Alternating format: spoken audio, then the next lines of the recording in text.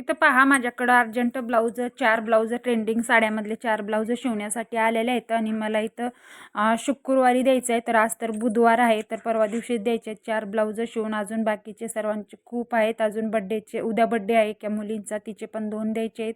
खूप सारे ब्लाऊज शिवण्यासाठी आलेले आहेत आणि इथं मी अस्तर कटिंग करून घेतले. मॅन फॅब्रिकवरती कट करून इथं ठेवून इथं कट करून घेते आणि प्रिन्सेस कट ब्लाऊज आहे बिना विदाऊट क्रॉस पट्टीवाला प्रिन्स कट ब्लाऊज आहे. तर इथं कट करून घेते मी सर्व पार्ट. स्लीव्ज कटिंग करून झाले आणि इथं फ्रंट साईडचा पार्ट आणि बॅक साईडचा पार्ट इथं मॅन फॅब्रिकवरती आपण इथं ठेवून मी इथं कट करून घेते.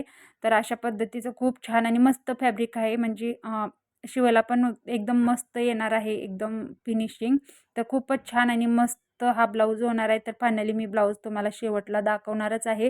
तर नक्कीच संपूर्ण हा मिनी ब्लॉग तुम्ही नक्कीच कंटिन्यू बघा. तर शेवटला मी दाखवते तुम्हाला ब्लाऊजचा लुक एकदम मस्त आणि छान.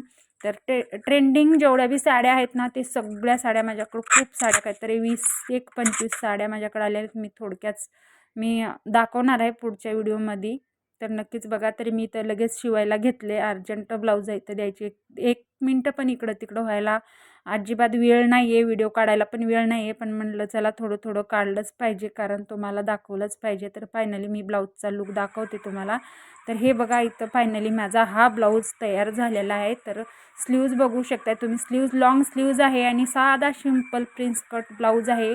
कुठंही त्याला काही लावलं नाही, कारण लेस वगैरे दोरी काही लावलं नाही. एकदम सिंपल मी ब्लाऊज ठेवलेला आहे. तरी असे स्टोन आहेत स्लीव्जला. ट्रेंडिंग साड्यामध्ये तर ब्लाऊज असे कॉन्ट्रास्ट कलरचे आले आहेत ते तर माहितीच आहे तुम्हाला. तर प्रिन्स कट बघू शकता, खूप छान.